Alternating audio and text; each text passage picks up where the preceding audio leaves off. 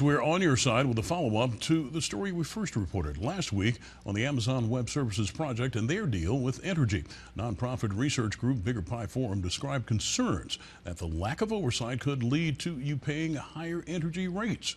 Well, 3 on your side's Courtney Jackson has the response from Entergy refuting that claim.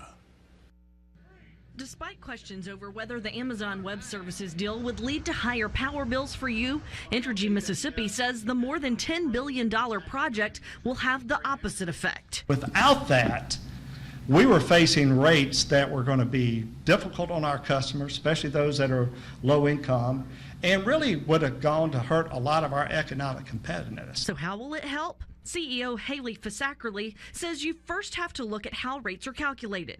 If you take the cost of electricity, the cost of running the business, and you divide the denominator, you divide that over the kilowatt hours consumed or sold, that's how you get roughly a price for rates. But here's the thing. Entergy Mississippi's consumption has been stagnant for years. One way the company has looked to change the equation is by getting involved in economic development projects like AWS. Our costs are growing, and they are such a large customer, they really move that denominator.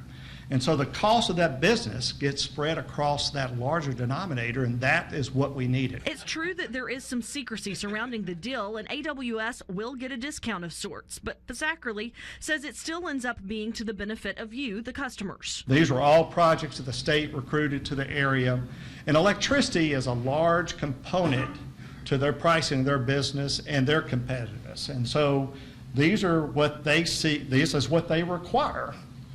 And their stuff is confidentiality around their usage and their contracts.